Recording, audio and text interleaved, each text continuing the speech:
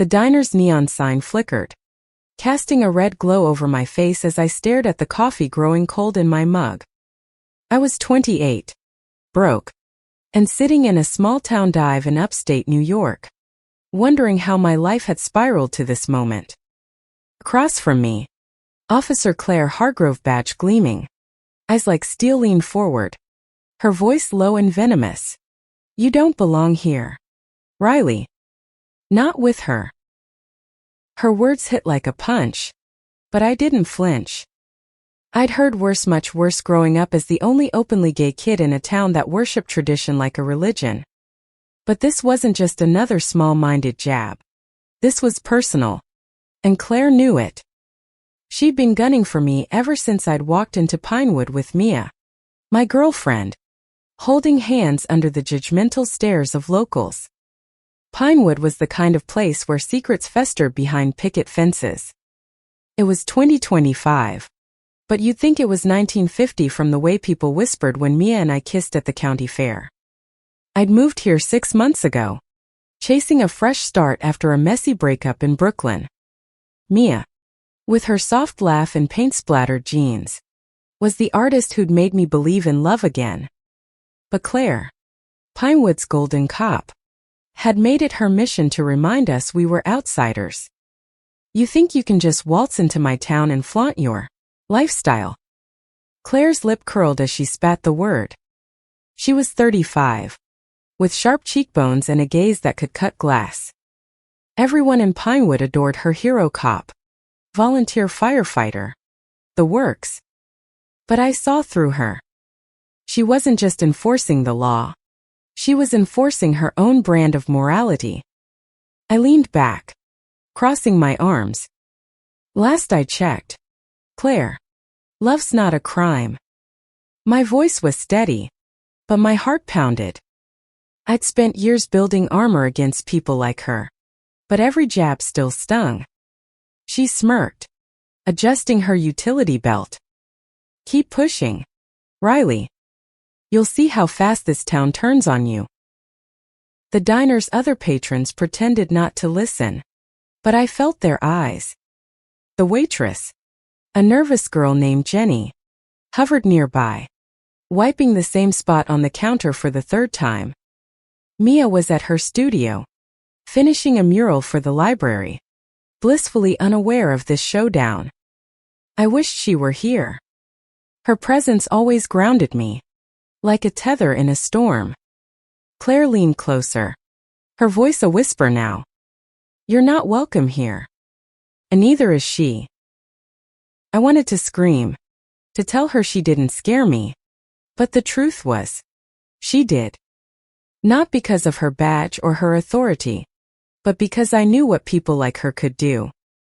I'd seen it before back in high school, when kids spray-painted slurs on my locker. When my own parents told me to fix myself or leave. I'd left. And now, here I was, fighting the same fight in a different zip code. But what Claire didn't know, what no one in Pinewood knew, was who I really was. Not just Riley Parker, the defiant lesbian with a chip on her shoulder, but someone with a past that could unravel this town's carefully woven lies. I wasn't just a nobody artist's girlfriend. I was the daughter of a woman whose name still haunted these streets. A woman whose secrets Claire had buried long ago. I stood, tossing a few bucks on the table. "You don't know me, Claire. But you will." Her eyes narrowed, but I didn't wait for her reply. I pushed through the diner's glass door, the bell jingling behind me, and stepped into the chilly September night. My breath fogged in the air as I pulled out my phone and texted Mia, "Meet me at home. We need to talk." The walk to our tiny apartment above the hardware store was a blur. Pinewood's main street was quiet, save for the occasional pickup truck rumbling by. The town was small, barely 5,000 people, but it felt suffocating. Every storefront, every face, carried a memory of judgment. I'd come here to escape the noise of the city, to build a life with Mia, but I hadn't expected the past to follow me. Mia was waiting when I got home. Her auburn hair tied in a messy bun. Paint smudged on her cheek. She was 30, with a warmth that could melt the coldest hearts. But tonight her eyes were worried. "What happened?" she asked, pulling me into a hug. I sank into her, breathing in the faint scent of turpentine. "Claire happened. Again." Mia's face hardened. She dealt with her own share of hate growing up Black and queer in a place like this wasn't exactly a picnic, but she had a way of brushing it off that I envied. "What did she say this time?" I recounted the diner incident, my voice shaking as I described Claire's threats. Mia listened, her hand squeezing mine. "She's just a bully with a badge," she said finally. "But we're not going anywhere." I wanted to believe her, but doubt gnawed at me. Claire wasn't just a bully. She was powerful. She had the town in her pocket, and I'd seen what happened to people who crossed her. Last month, a gay couple who ran the local bookstore had mysteriously decided to relocate after Claire started poking around their business licenses. Coincidence? I didn't think so. "We need to be careful," I said. "She's not just coming for us. She's hiding something." Mia raised an eyebrow. "Like what?" I hesitated. I hadn't told her everything, not yet. My mother's name, her history in Pinewood, the reason I'd really come back after all these years. It was too much, too soon. But as I looked into Mia's eyes, I knew I couldn't keep her in the dark forever. Not if we were going to survive this. "I'll tell you soon," I promised. "But for now, we need to watch our backs." That night, as we lay in bed, Mia's head on my chest, I stared at the ceiling, my mind racing. Claire thought she could scare me out of town, but she didn't know the fire she just ignited. I wasn't just fighting for me and Mia. I was fighting for every kid like me who'd ever been told they didn't belong. And I was fighting for the truth that would burn this town to the ground. The next morning, the air in Pinewood felt heavier, like the town itself was holding its breath. I woke to Mia humming in the kitchen, the smell of pancakes pulling me out of bed. But even her warmth couldn't shake the unease Claire's words had planted in me. "You're quiet," Mia said, sliding a plate toward me. Her eyes searched mine, gentle but probing. "What's going on in that head of yours?" I poked at the pancakes, my appetite gone. "Just thinking about Claire. She's not going to stop." Mia sat across from me, her hands wrapping around her coffee mug. "Then we fight back. Not with fists, but with who we are. We're not invisible, Riley. They can't erase us."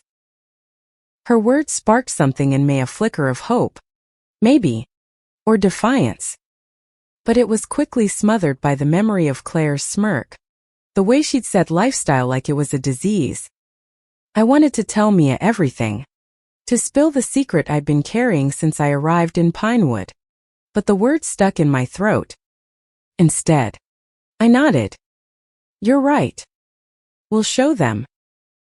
That afternoon, I headed to the library to help Mia with her mural.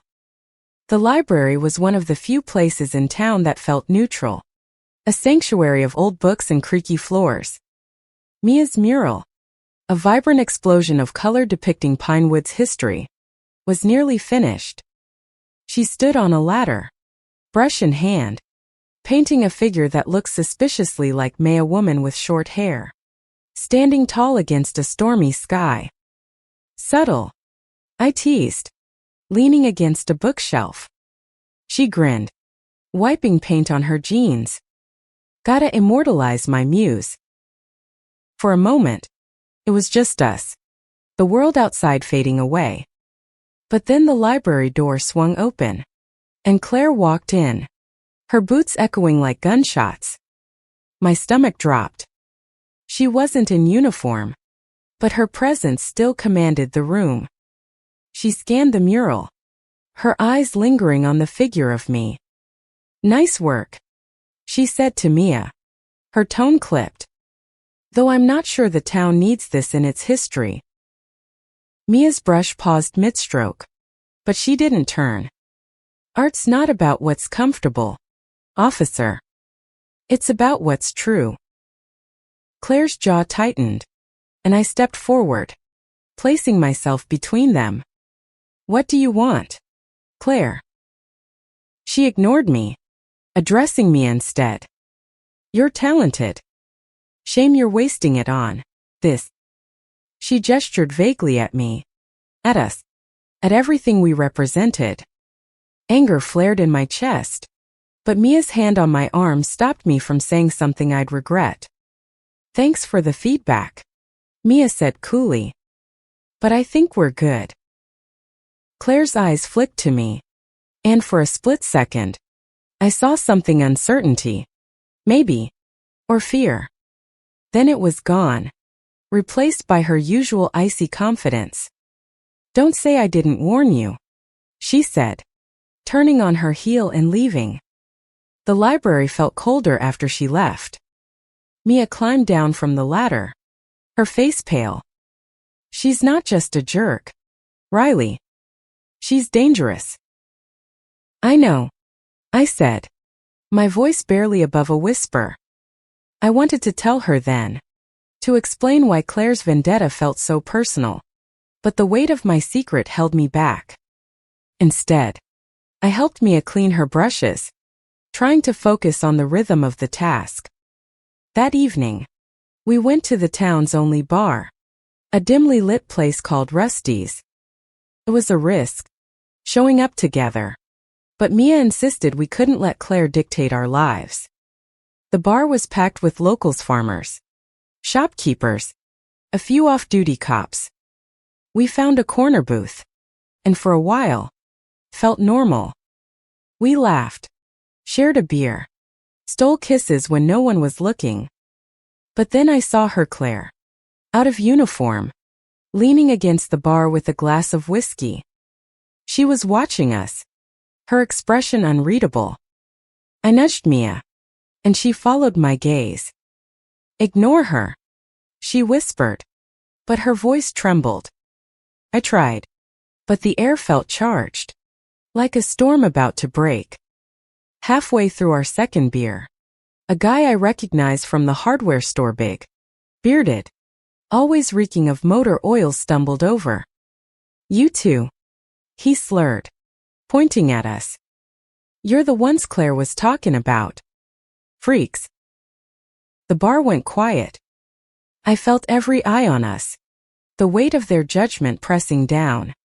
Mia's hand tightened around mine under the table. "Walk away," I said, my voice low. He laughed, loud and mean. "Or what? You gonna cry to your girlfriend?" Before I could respond, Claire was there, her hand on the guy's shoulder. "Easy, Tom," she said, but her eyes were on me. No need for a scene.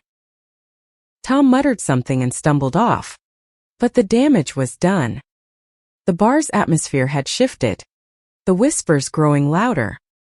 Mia's face was flushed, her eyes bright with unshed tears. "Let's go," she said, standing.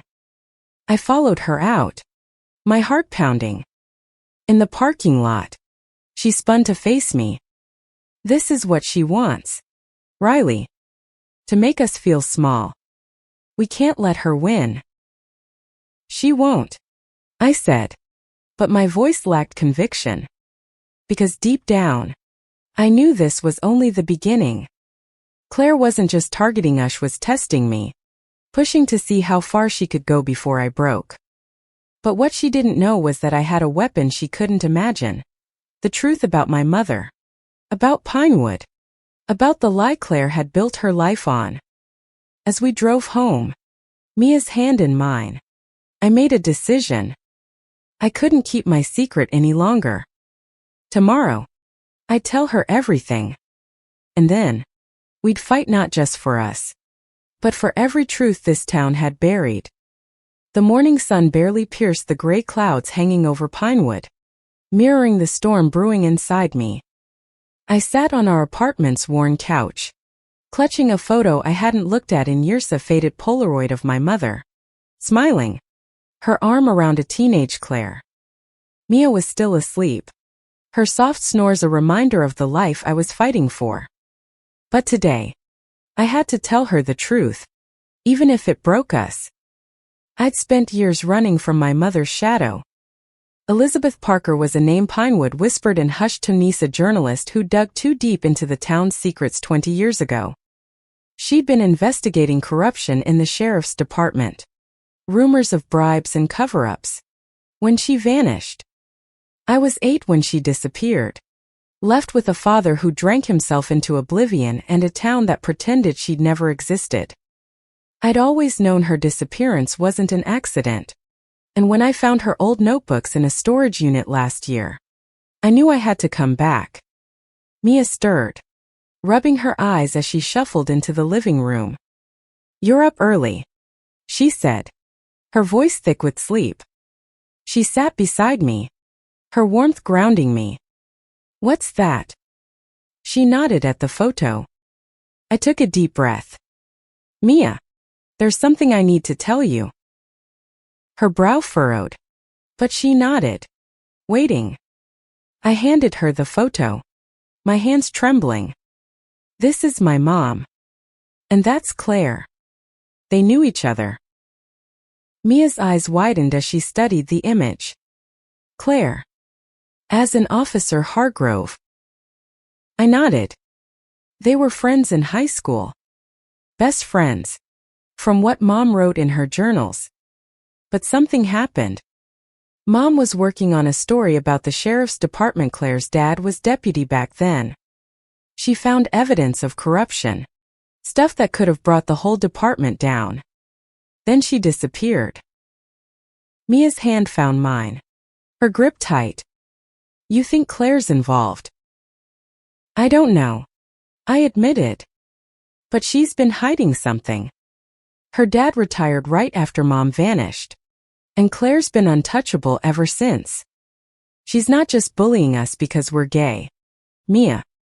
I think she's scared I'll dig up the past." Mia set the photo down, her expression fierce. "Then we dig. Together." Her words lit a fire in me, but fear lingered. I'd spent years protecting myself by staying silent, moving from city to city, never letting anyone get too close. Mia had changed that, but now I was pulling her into a fight that could destroy us both. We spent the day poring over my mother's notebooks, hidden in a shoebox under the bed. Her handwriting was meticulous, detailing names, dates, and deals, bribes paid to cover up a local factory's illegal dumping, a hit-and-run pinned on a homeless man to protect a councilman's son. Claire's father, Deputy Hargrove, was mentioned repeatedly, a linchpin in the corruption. One entry, dated a week before Mom disappeared, sent chills down my spine. "Met with C. She's scared. Says her dad will do anything to keep this quiet." "C," I said, my voice barely audible. "That's Claire." Mia's jaw clenched. "We need to talk to someone who was around back then. Someone who might know what happened." I thought of Jenny, the diner waitress. She was young, but her mom, Linda, had worked at the diner for decades. If anyone had heard whispers about Mom's disappearance, it'd be her. We found Linda at the diner that afternoon, wiping down tables during the lunch lull. She was in her 50s, with tired eyes and a kind smile. I'd always liked her. She'd slipped me extra fries when I was a kid, back when Mom would bring me here after school. "Linda," I said, keeping my voice low, "can we talk about my mom?" Her smile faded, replaced by a wary look. "Riley, that was a long time ago." "I know. But I need to know what happened. Please.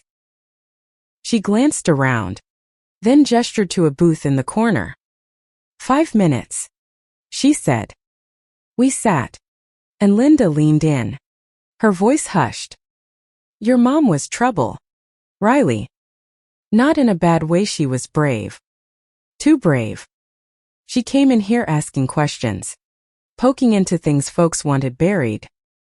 The sheriff's department, the factory, all of it. Then one day, she was just gone.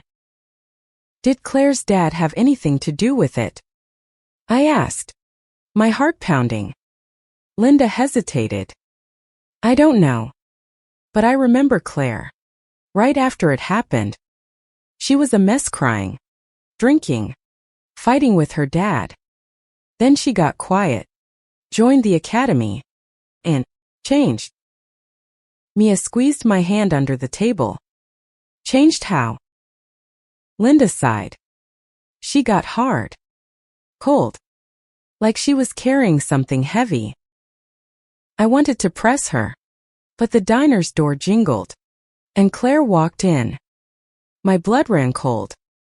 She wasn't in uniform, but her presence filled the room. She spotted us, her eyes narrowing as she approached. Causing trouble again, Riley, she said, her tone deceptively light. Linda stood, busying herself with a rag. Just chatting, Claire. Claire's gaze lingered on me, then flicked to Mia. You two should be careful. People talk. It wasn't a threat. Not exactly. But it felt like one. She left without another word, and Linda excused herself, looking shaken. Mia turned to me, her eyes blazing. She's scared, Riley. She knows you're onto something. I nodded, but my mind was racing. Claire wasn't just a bully, she was a wall, standing between me and the truth. And I was going to tear it down, no matter what it cost. The next few days were a blur of whispers and sidelong glances. Pinewood had always been a town that thrived on gossip, but now it felt like a noose tightening around us. Mia and I kept a low profile, but Claire's presence was everywhere, her cruiser parked outside the diner, her name on everyone's lips as the town's protector. I knew we were running out of time. Mia threw herself into her mural, pouring her frustration into every brushstroke. I spent my days combing through Mom's notebooks, cross-referencing names with old newspaper articles I found in the library's archives. The more I read, the clearer it became. Mom had been close to exposing a network of corruption that reached far beyond the sheriff's department. The factory, the town council, even the church, all tied together by money and secrets. And Claire's father had been at the center of it. One name kept popping up, Thomas Hargrove, Claire's dad. He'd retired quietly after Mom disappeared, moving to a cabin in the woods outside town. No one talked about him much, but Mom's notes painted him as a man who'd do anything to protect his family's name. I needed to talk to him, but the thought made my stomach churn. What if he was dangerous? What if Claire was protecting him? I shared my plan with Mia that night. As we sat on the fire escape, the cool September air biting at our skin. She listened quietly, her expression unreadable. You're going to confront him? She asked finally. Not confront, I said. Just ask questions. See what he knows. She turned to me, her eyes fierce. Riley, this isn't just about your mom anymore. It's about us, too. Claire's not going to stop until we're gone or worse. I know, I said, my voice breaking. But I can't let this go. Not when I'm this close. Mia sighed, pulling me into her arms. Then we do it together. No secrets. Okay. I nodded, but guilt gnawed at me. I told her about Mom, but not the whole truth, not the part that scared me most. In one of Mom's last journal entries, she'd written about Claire. Not as a friend, but as someone she loved. I told C I love her. She's terrified. Her dad will kill us both. The words haunted me. Had Mom been in love with Claire? Had Claire betrayed her to protect herself? I couldn't bring myself to tell Mia. Not yet. The next morning, we drove to Thomas Hargrove's cabin. The road was a winding dirt path, flanked by dense pines that blocked out the sun. The cabin was small, weathered, with a sagging porch and a rusted truck out front. My heart pounded as I knocked on the door, Mia's hand steady in mine. Thomas answered, a grizzled man in his 60s with Claire's sharp eyes. He looked us over, his expression guarded. What do you want? I'm Riley Parker, I said, my voice steadier than I felt. Elizabeth's daughter. His face paled, and for a moment, I thought he'd slam the door. Instead, he stepped aside. Come in. The cabin smelled of wood smoke and coffee. We sat at a scarred kitchen table, and I didn't waste time. I know about the corruption, the factory, the bribes, all of it. I know my mom was onto you. Thomas's hand shook as he lit a cigarette. Your mom was a good woman. Too good for this town. But she didn't know when to stop. What happened to her? I demanded, leaning forward. He exhaled a cloud of smoke, his eyes distant. I don't know. I swear. She came to me, asking questions, threatening to go to the press. I told her to back off for her own safety. Next thing I knew, she was gone. Mia's voice cut through the silence. You expect us to believe you had nothing to do with it.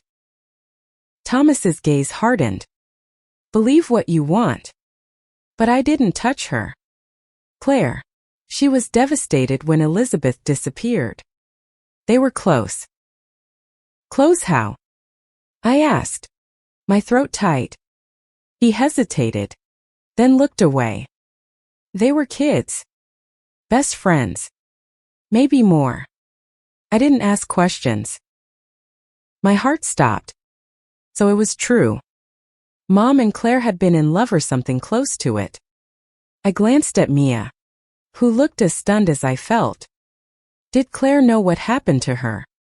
I pressed. Thomas stubbed out his cigarette. If she did, she never told me.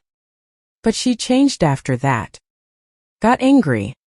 Shut everyone out. We left the cabin with more questions than answers. As we drove back to town, Mia was quiet, her hands gripping the wheel. You think Claire hurt your mom? She asked finally. I don't know, I said. But she's hiding something. And I'm going to find out what. That night, I found a note slipped under our door. Just 4 words. Scrawled in black ink. Stop digging. Or else. My blood ran cold. It wasn't signed, but I knew who'd left it. Claire was watching, and she was scared. But so was I of losing Mia, of losing myself to this fight.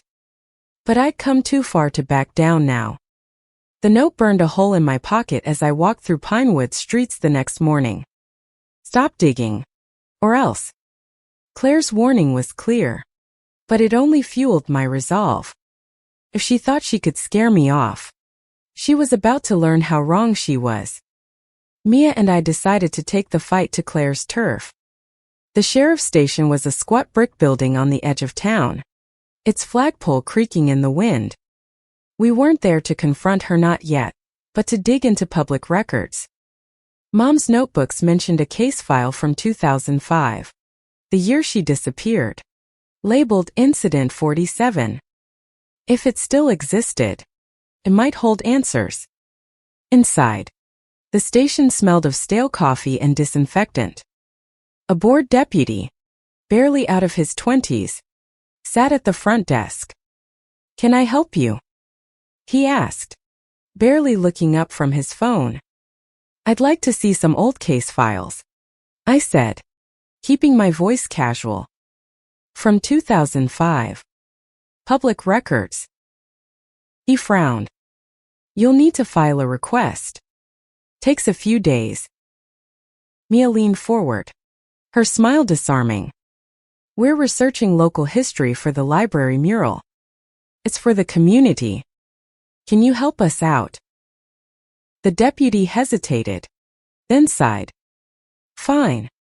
What's the file number? Incident 47, I said, my heart racing. He disappeared into a back room, returning with a thin folder. This is all we've got. Most of it's redacted. I took the folder, my hands trembling. It was lighter than I'd expected, but it was something. We thanked him and left, driving to a quiet park to read it. The file was a mess, pages blacked out, names obscured. But one detail stood out, a witness statement from Claire, dated the day after Mom vanished. Elizabeth Parker was last seen at the factory. I tried to stop her. The rest was redacted. Tried to stop her from what? Mia asked, her voice tight. I don't know, I said, my mind racing. But we need to get to that factory.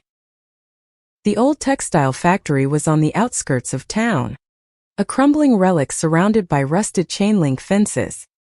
It had shut down years ago, but Mom's note said it was the heart of the corruption, dumping chemicals into the river, bribing officials to look the other way.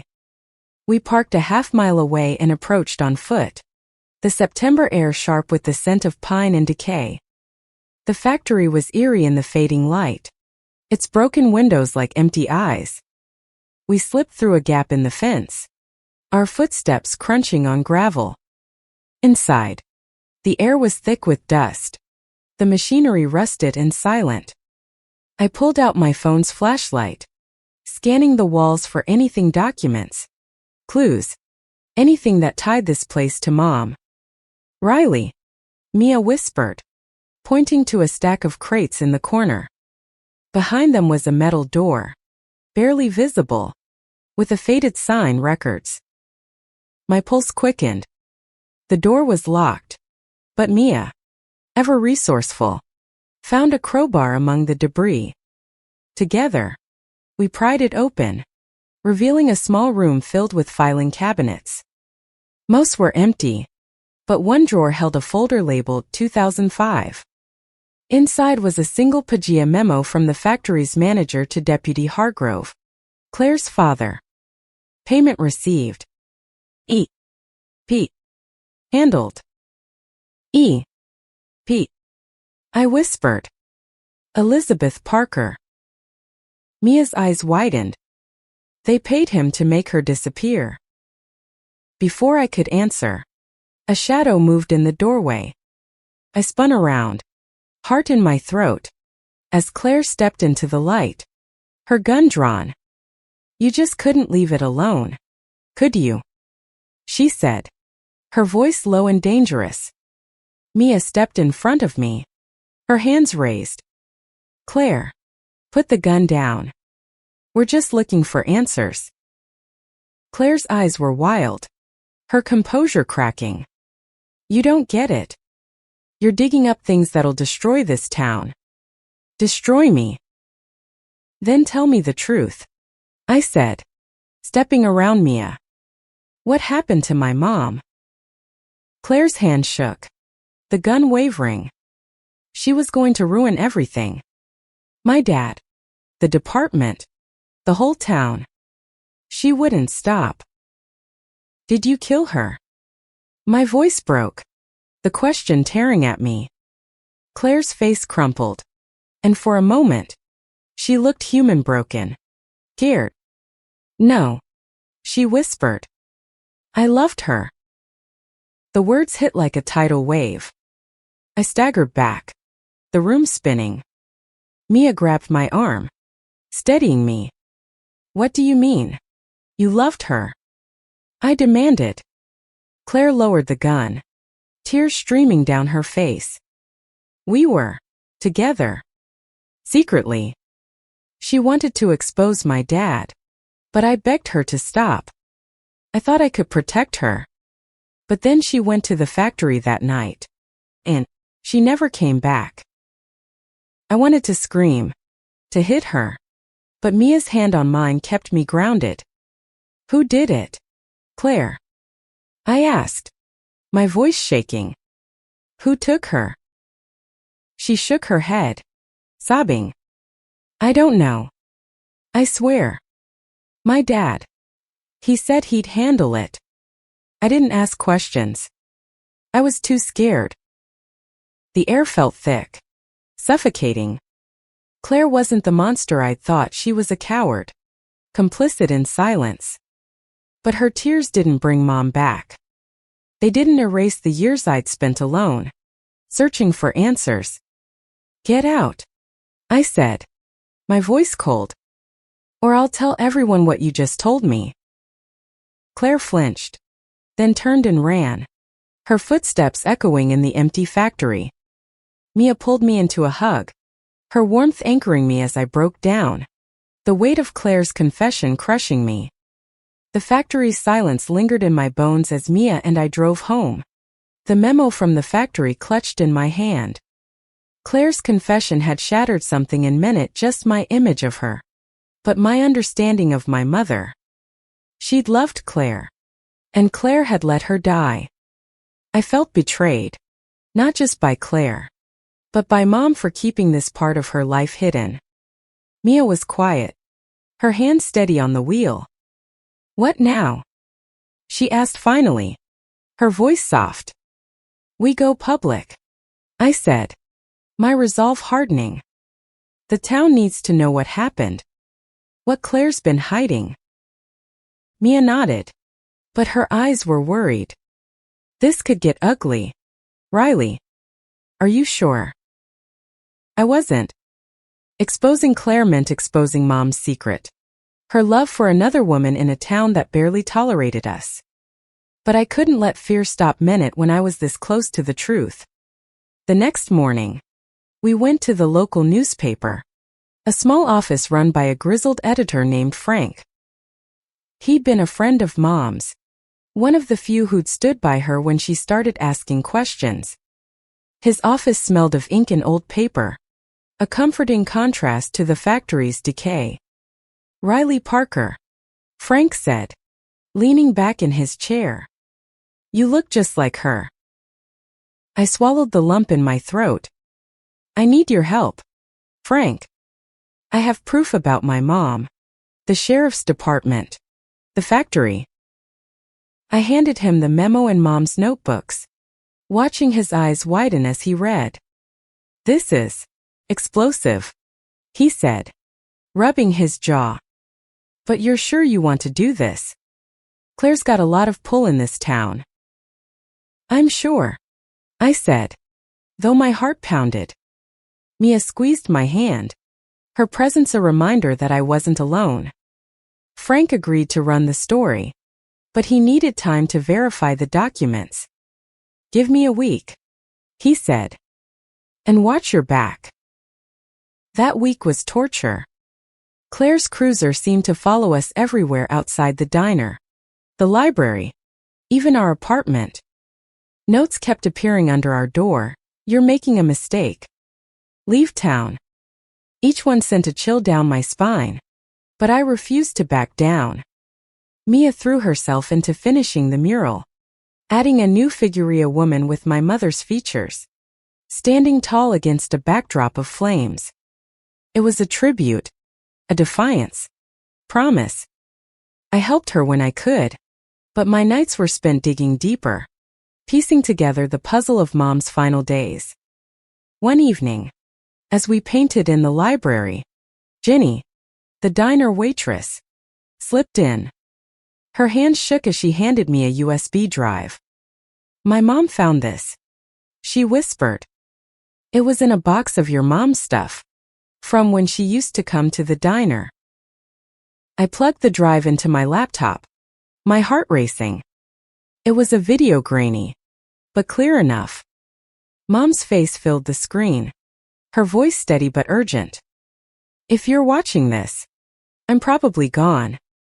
The sheriff's department is covering up the factory's crimes. Thomas Hargrove took bribes to keep it quiet.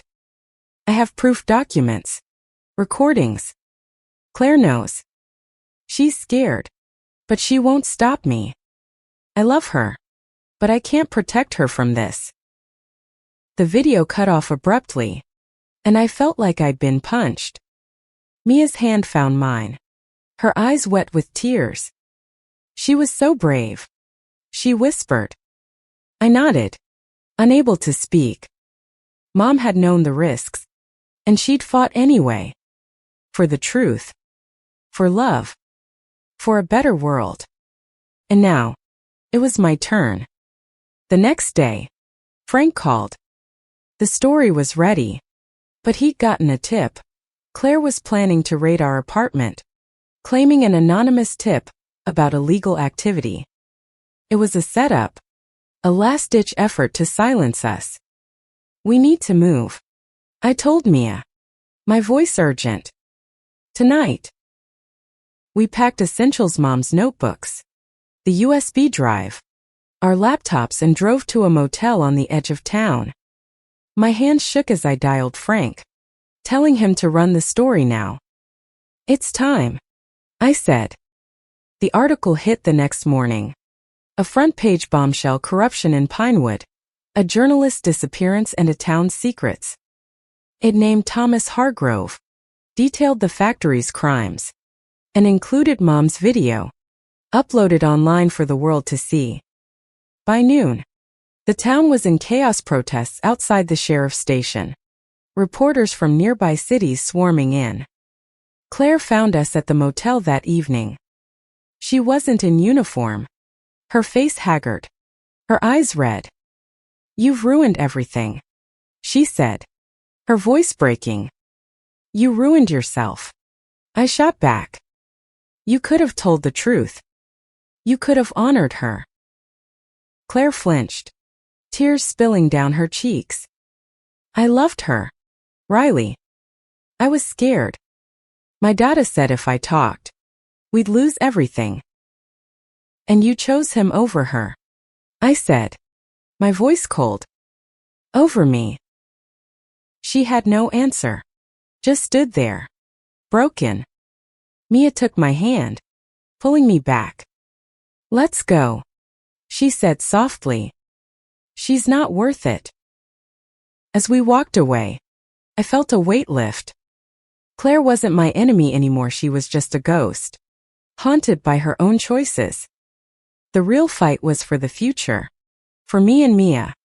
For every kid who'd ever felt like they didn't belong. The fallout from the article was like a wildfire, consuming Pinewood's carefully curated facade. By the next morning, Thomas Hargrove was arrested, charged with corruption and obstruction of justice. The factory's former manager turned himself in, spilling details of the bribes and cover-ups. Claire was suspended pending an investigation, her badge stripped as reporters camped outside her house. The town was divided. Some called us heroes. Others spat at us in the streets. But for the first time, felt free. Mia and I stayed at the motel for a few days, letting the chaos settle. The library mural was unveiled to a crowd of supporters and protesters, the air thick with tension. Mia's work shone under the lights, me mother's figure at its center, a beacon of truth. I stood beside her, our hands clasped, as the crowd murmured. Few clapped, others turned away. It didn't matter. We'd done what Mom couldn't: expose the rot at Pinewood's core. Frank called that afternoon with news. A hiker had found human remains near the factory, buried in a shallow grave. DNA tests were pending, but I knew in my gut it was Mom. The truth was bittersweet closure, but at a cost. I spent the night crying in Mia's arms, mourning the mother I'd lost and the woman she'd been, brave and flawed and fiercely in love. A week later, We sat in the diner, the same booth where Claire had tried to break me. Ginny brought us coffee, her smile genuine. "You two changed this town," she said.